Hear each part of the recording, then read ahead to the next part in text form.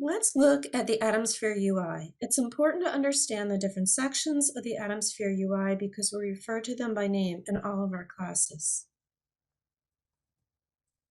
Once logged in, the Welcome tab is displayed, containing links to open a recent item, create a new component, and learn about our platform with our reference guide. The administration links control and access account settings. You can quickly gain access to support materials and services, or you can switch between your different Dell Boomi applications. Now, it's important to make sure that you are in a training account. The way that you can tell is the name of your training account is training dash your first name, then your dash, then your last name, and then your company. If this is not the name of your account, you can switch to your training account by placing your cursor over the account name to select Switch Account, and this is going to allow you to search for your training account. The Lifecycle menu contains links to the overall process lifecycle. These include Dashboard, Build, Deploy, and Manage.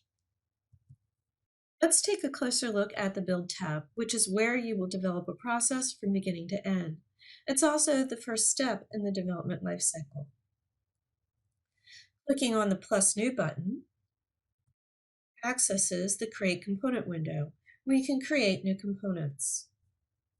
The Component Explorer lists all process components which exist in the account. The universal component bars contain open tabs as well as the Save, Close, and Save and Close buttons. AtomSphere does not have an auto-save function, but you are reminded to save when you're leaving and executing a test. The Process Canvas is where you create and execute your process in the Build tab. The Shapes palette displays all the available execution and logic shapes available. And the Process Action buttons sets up an option, extensions, nodes, shows navigation, and most importantly, it will run a test. The Process Library lets master accounts publish processes and API components to sub-accounts, which can serve as templates for new processes. Users get accounts to the published processes and install copies into their accounts. Dell Boomi also publishes processes for account users to install as samples and snippets to help direct development for certain common integration patterns. You can get access to the process library by clicking on Browse Process Library button at the bottom of the Component Explorer section. As you can see in this slide, Dell Boomi has specific built-in process templates and continues to add new processes each month. The process library installs specific training processes for accounts for all of our training classes. The processes are listed by name under the Boomi Training parent.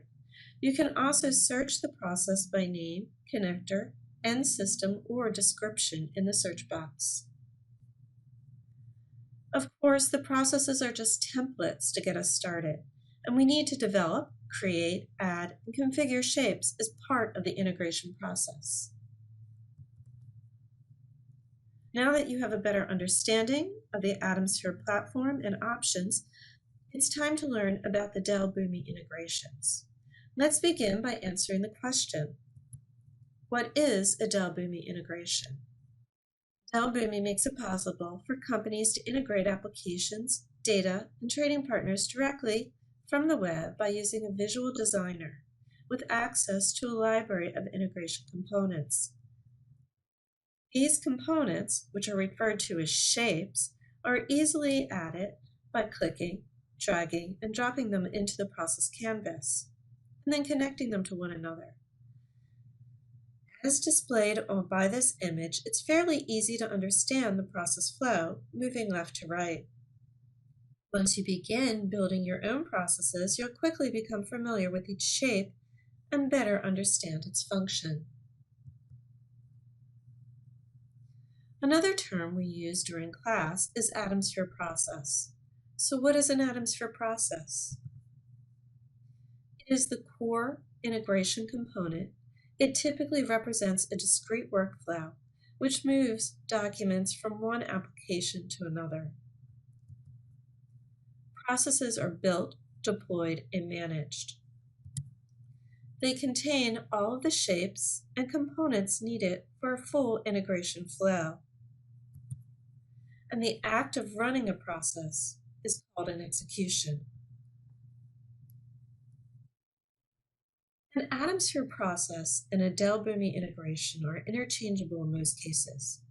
A good way to think of the difference is a process is a single group of connected shapes, which perform a desired action. An integration refers to the total integration solution for a particular desired action. In many cases, a single process is needed to complete an integration solution, but for more complex actions, you may need to build an integration solution made of several processes. So far, we have defined an integration and a process and learned that they are made of shapes. So let's take time to define and discuss shapes. All shapes are in the Build tab. They are contained in a palette to the right of the process canvas, as shown in this slide, and they are grouped under three categories: connectors and logic headings. Now you can add shapes to control the process canvas and connect them. By connecting shapes, you control how the data flows within the process. Each shape in the process does a specific task on given data and can be transformed back into the process and manipulated by other shapes further down the path. Every shape is a bundle of pre-configured code which performs a particular job. Shapes remove the need to do any coding and only need specific fields to be filled out. Again, these shapes are found in the Component Explorer under three categories. Execute shapes manipulate or transform data. This includes tasks such as changing the document type, perhaps XML, comma delimited, or a flat file, combining and separating records between documents, and manipulating certain parts of the data statically or dynamically. Logic shapes control the flow of the data through the process.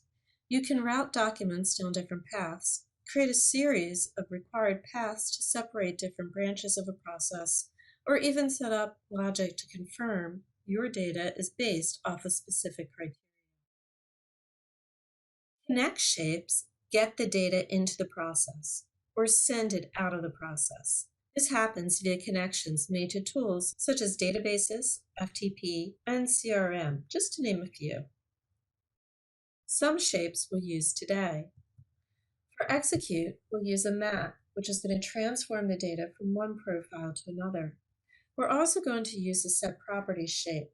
This sets specific connector properties such as a disk file name or an FTP directory for our documents. Under the logic, we're going to be using the branch shape, which creates a copy of a document and passes it down each branch in sequential order. And finally, for the connect, we're going to be using connectors, which are used to get data into and out of our process. Components are reusable configuration objects, including APIs, certificates, connections, connector operations, cross-reference tables, document caches, maps, map functions, processes, process properties, process route, profiles, queues, and trading partners. They're listed in the Component Explorer.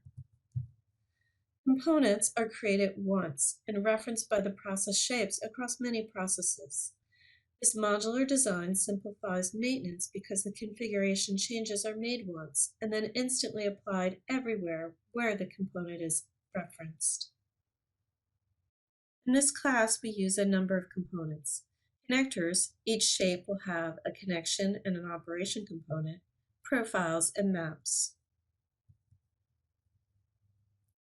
Now back to the bigger picture. Configuring an AtomSphere integration is a simple three-step process. The first step is to build an integration. In the Build tab, using our Visio Work-like tool, you can drag and drop shapes to configure your integration for logic, validation, data cleansing, and transformation from source to destination systems. AtomSphere supports over 100 branded connectors to systems like Salesforce, NetSuite, and SAP, and over 10 traditional connectors such as databases, flat files, XML, and web services. Our connectors allow you to abstract away the code usually needed to connect to an application, leaving you with a wizard-driven approach. Once the data is created, the second step is to deploy the integration. Using our Atom integration technology, we support the ability to deploy an integration in the cloud for integrating between SaaS, PaaS, and other cloud integration applications, or safely behind your firewall to connect to an on-premise application. Finally, in the third step, you can centrally manage all of your deployed integrations anywhere you have an internet connection. From our dashboard, you can see what was processed, when it was processed, and view the logs and the status of each integration. This allows for system alert notifications to automatically tell you via RSS or email when the integration is successful or in error. This concludes our AtomSphere's basic portion of our class. Our next video will focus on the Build tab.